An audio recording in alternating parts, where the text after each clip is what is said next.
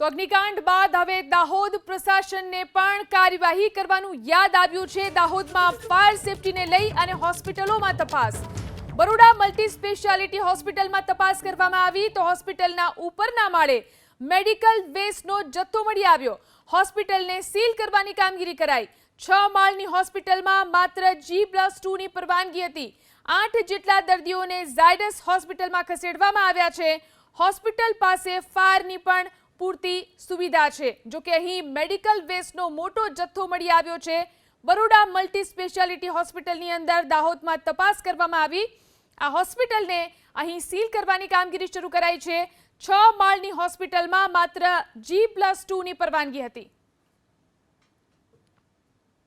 બરોડા હોસ્પિટલમાં કે જ્યાં તંત્ર દ્વારા તપાસ હાથ ધરી છે, હાલ આપણે છે અહીંના ઉપલા માળા પર આપ જોઈ શકો છો દ્રશ્ય કે જે અહીં મેડિકલ વેસ્ટ જે આપ જોઈ શકો છો મોટી સંખ્યામાં અહીં ભેગું કરી રાખ્યું છે। જોખમી હોઈ શકે તમામ જે આ જે રૂમ છે તેમાં આપ જોઈ શકો છો મેડિકલ વેસ્ટના અલગ અલગ દવાઓ તેમજ ખુલ્લા પડેલા મેડિકલ વેસ્ટ કે જે ક્યાંક ને ક્યાંક તમામ રીતે જોખમી હોઈ શકે।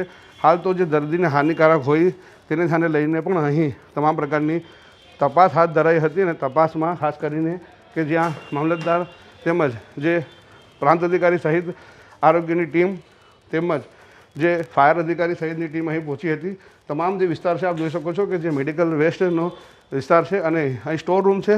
સ્ટોર રૂમમાં પણ જોઈ શકો છો સ્ટોર રૂમમાં કે તે તમામ પ્રકારનું જે મેડિકલ વેસ્ટ અહીં મૂકવામાં આવ્યું છે તેને લઈને પણ અહીં જે તંત્ર જે વહીવટી તંત્રના તમામ અધિકારીઓ છે તેઓ દ્વારા હાલ ચેકિંગ હાથ ધરવામાં આવી છે અને હવે તે આ જે હોસ્પિટલ છે તેને તમામ પ્રકારની જે ચેકિંગ દરમિયાન કામગીરી હાથ ધરાશે। સાથે MGVCની ટીમ પણ અહીં જોવા મળેલી છે। હાલ તો આ હોસ્પિટલ છે તેને સીલ કરવાની કામગીરી તંત્ર દ્વારા કરવામાં આવી રહી છે। મનીષ જૈન, ABP અસ્મિતા, દાહોદ। તેમજ ફાયર અધિકારી તેમજ આરોગ્ય અધિકારી સહિતની ટીમ હાલ દાહોદના અલગ અલગ વિસ્તારોમાં કે જ્યાં હોસ્પિટલોમાં હાલ તપાસ હાથ ધરી છે। આપ જોઈ શકો છો આજે બરોડા હોસ્પિટલ છે કે જ્યાં ફાયરની સેફટીની તમામ પ્રકારની અહીં જે જોવા મળી રહી છે। ખાસ કરીને વાત કરીએ તો અહીં જે અધિકારીઓ તપાસ આવ્યા છે ત્યારે તેમને જોઈશું, વાત કરીશું। હાલ તો જે આપ જોઈ શકો છો અંદરનો જે વિસ્તાર છે કે જ્યાં તમામ પ્રકારની પૂછપરછ થઈ રહી છે। હાલ પ્રાંત અધિકારી, મામલતદાર તેમજ ફાયર અધિકારી સહિત આરોગ્યની ટીમ અહીં જોવા મળી રહી છે। ખાસ કરીને તમામ પ્રકારની અહીં જે પૂછપરછ થઈ રહી છે આપ જોઈ શકો છો તમામ જે રૂમો છે ત્યાં તપાસ હાથ ધરી રહી છે। હાલ મામલતદાર છે તેઓ સાથે વાત કરીશું। સાહેબ, શું કહેશો, કેવા પ્રકારની તપાસ? આ હોસ્પિટલની અમે ઓચિંતી તપાસ કરેલી છે। એક તો નગરપાલિકાની મંજૂરી લીધેલી નથી અને 2 માળ ખોટા બનાવી દીધા છે। ત્રીજી બાબત એવી છે કે મેડિકલ વેસ્ટ પણ ઉપર આપણે બધાએ જોયો તો મેડિકલ વેસ્ટ રોજે રોજ અને સમયસર નિકાલ કરવામાં આવતો નથી, ખૂબ જ દુર્ગંધ મારે છે। સાથે સાથે 8 બાળકો એડમિટ છે અને પૂરતી સગવડો નથી। એને છે એ પેસ્તામાં જ છે તો એના ઓક્સિજનના બોટલો છે।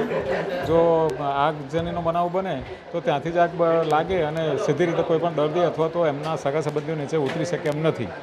ફાયર સેફ્ટીની કેવી અહીં? ફાયર સેફ્ટીની વિગતો તો આમ જોઈએ તો વ્યવસ્થિત હતી, પરંતુ એમાં આગ લાગે તો ઇન ને એક્ઝિટના જે રસ્તાઓ છે એમાં માત્ર એક જ રસ્તો છે, ઇનનો જ, એક્ઝિટનો નથી। કયા પ્રકારની કાર્યવાહી કરવામાં આવશે? બસ એને સીલ મારીએ છીએ અને પછી અમે રિપોર્ટિંગ કરી છે, કાયદેસરની કાર્યવાહી કરીશું। MGVCLના આજે કેટલો વિદ્યુતનો લોડ છે એ પણ અમે ચેક કરાવીએ છીએ। CDHO સાહેબને પણ બોલાય છે સ્થળ પર અને જે મેડિકલ વેસ્ટ છે ને બધું જે સમયસર નિકાલ થતો નથી એમને ધ્યાને મૂકીશું અમે અને આગળની કાયદેસરની કાર્યવાહી કરીશું। તો કહી શકાય હાલ જે કામગીરી ચાલી રહી છે જેને ધ્યાને એટલે આ જે હોસ્પિટલ છે તેને સીલ મારવાની કામગીરી પણ હાલ કરવામાં આવશે। તમામ પ્રકારની અહીં જે તપાસ અને ચેકિંગ અધિકારીઓ સાથે અહીં કરવામાં આવી રહી છે। મનીષ જૈન, ABP અસ્મિતા, દાહોદ।